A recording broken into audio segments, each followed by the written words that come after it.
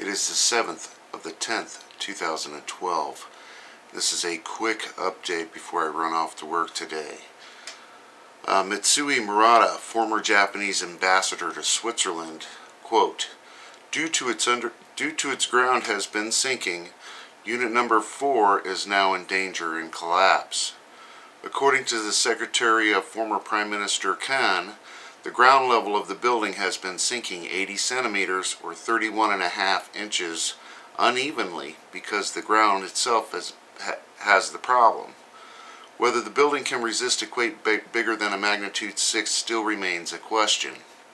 Now, I remember receiving reports last year of them injecting concrete into the soil around the buildings to try to shore them up a little bit. Apparently this has not gone well. This is posted on ENA News. I just wanted to give a quick heads up. Everybody have a wonderful day. Enjoy what you can. Thanks.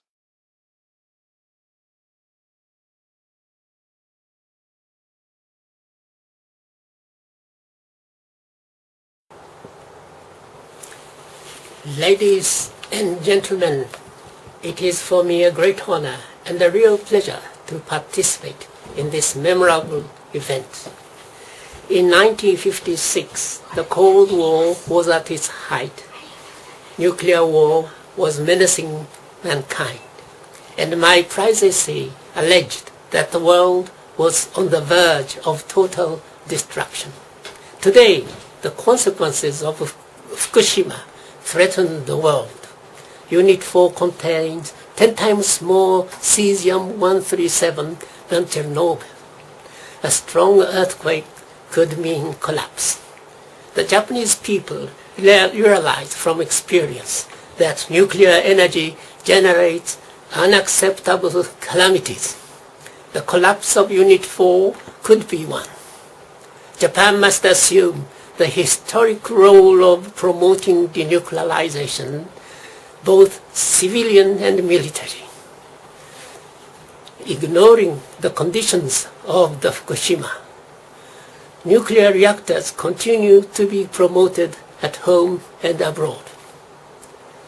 Fukushima must not be forgotten.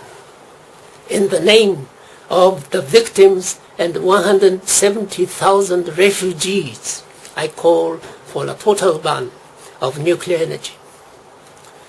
The world must realize that any radioactive contamination creates immense and permanent harm for mankind and the earth. 3 Mile Island, Chernobyl, and Fukushima are no less dreadful than atomic bombs. Nuclear reactors are potential super bombs. No single weapon can compete with the potential damage that can be caused by Fukushima Unit 4 or reprocessing plants. The Fukushima accident could have been more catastrophic for Japan and the world. The still present danger of a collapse of Unit 4 after an intensity 7 earthquake must be broadcast the world over. Sound judgment would not have permitted construction of 54 nuclear reactors in a Japan menaced by frequent earthquakes and tsunamis. Only the lack of ethics and responsibility made it possible. Money and the corruption of power plant management sow the seeds of catastrophe. This is not limited to Japan. The same technology that produces nuclear energy produces nuclear weapons. The proliferation of nuclear power plants leads to the proliferation of nuclear weapons, as we are seeing today in North Korea and Iran. There is no way to ensure the safety of future generations except to eliminate the use of nuclear fission technology across the planet. The lack of ethics and responsibility is highlighted by the absence of a solution for nuclear waste that threatens future generations. The Japanese nuclear village or nuclear dictatorship envisions the restarting and export of nuclear reactors, thus regaining the offensive for the Japanese nuclear industry. This is immoral. It shows no sense of international or intergenerational responsibility. Alas, I fear it will last. Japan should warn the world of the consequences of not heading towards denuclearization. 8 years ago, I predicted that Japanese electric companies would decide Japan's fate. 2 years ago, at the World Congress of International Physicians for the Prevention of Nuclear War in Basel, I pleaded for mobilizing human wisdom to avert the ultimate catastrophe a nuclear calamity could produce. Sadly, these warnings did not deter my fears.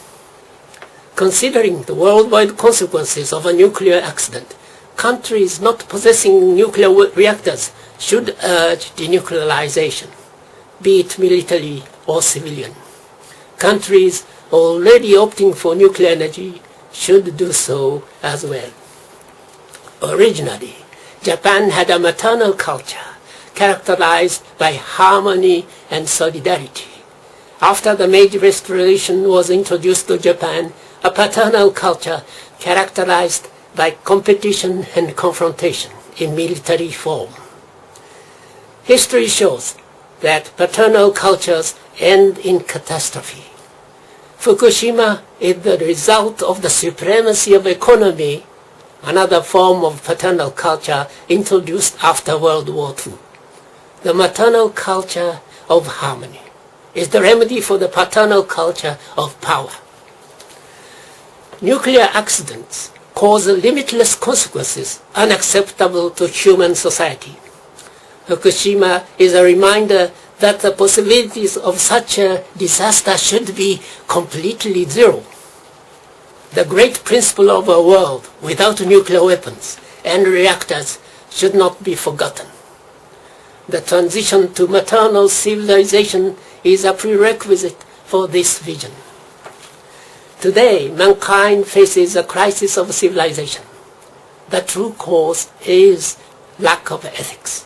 Fundamental ethics would prohibit the abuse and exhaustion of natural resources, leaving permanently poisonous waste and enormous debts in its wake. Global ethics requires maternal culture, respecting the environment and interests of future generations. 3 transitions are necessary. Turn selfishness to solidarity, greed to contentment, and materialism to spiritualism. Natural and renewable energies could amply supply the needs of such a civilization, with a transitional period supplemented by fossil fuels. We must prepare to make the short-term sacrifices in our lifestyles for the long-term safety of mankind and the Earth without nuclear energy. The proposal to hold a United Nations Ethics Summit draws more global attention. The trinity of global ethics, maternal civilization, and true denuclearization should become a reality. President Obama's vision of the world without nuclear weapons needs to become the world without nuclear weapons and nuclear reactors. The UN Ethics Summit is the first concrete step. I ardently hope that President Obama takes the initiative to realize this summit and create an International Day of Global Ethics to serve as a yearly reminder. Initially, controversy over content should be carefully avoided. In concluding, let me say the following. The critical situation at Fukushima requires the mobilization of human wisdom on the widest possible scale. The pressing need for setting up a neutral assessment team as well as an international technical cooperation team is evident. The fuel rods in the decaying cooling pool of Unit 4 must be moved to another place as soon as possible. It is a global security issue requiring maximum efforts, which regrettably are not being made. more and more Japanese are awakening to the real dangers of nuclear accident and nuclear reactors. Japan is thus heading steadily towards establishing zero dependency on nuclear energy. The will of heaven and earth is my translation of Providence as philosophy, protecting mankind and the earth. It will help achieve true denuclearization, civil and military, in due course. The rage of those who lost all will continue to enliven anti-nuclear movements in Japan and eventually abroad. Japan must now contribute to the realization of true denuclearization. Then the victims of Hiroshima, Nagasaki, and Fukushima will not have suffered in vain. Thank you.